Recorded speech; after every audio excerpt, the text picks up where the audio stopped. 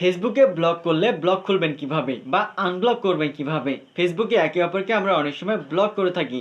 So block করলে আপনি সেটা আনব্লক করবেন কিভাবে বা খুলবেন কিভাবে, চলুন আমি সেই প্রসেসটা দেখে দিচ্ছি। ভিডিওটি অনেক ইম্পর্টেন্ট, টাইমলাইনে শেয়ার করে রাখুন, যে কোনো সময় কাজে লাগতে পারে।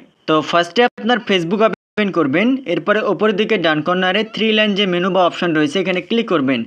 এরপরে নিচের দিকে দেখবেন সেটিংস অ্যান্ড প্রাইভেসি নামের একটা অপশন থাকবে, এখানে ক্লিক করবেন। এরপরে আপনি আবার একটা সেটিংস পেয়ে যাবেন, আপনি এখানে ক্লিক করবেন।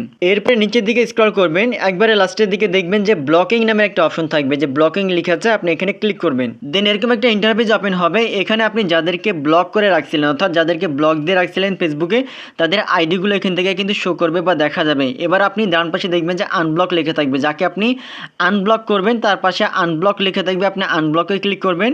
এরপরে আবার আনব্লক লেখা থাকবে, এখানে ক্লিক করলে কিন্তু এটা আনব্লক হয়ে যাবে অর্থাৎ ব্লক ছুটে যাবে। সেভাবে খুব সহজে আপনি ফেসবুকে ব্লক করার পরে আবার আপনি আনব্লক করতে পারবেন। ভিডিওটি অনেক ইম্পর্টেন্ট, টাইমলাইনে শেয়ার করে রাখুন, যে কোনো সময় কাজে লাগতে পারে। আর ইম্পর্টেন্ট ভিডিও প্রতিনিয়ত পেতে পেজটা ফলো দিয়ে রাখুন।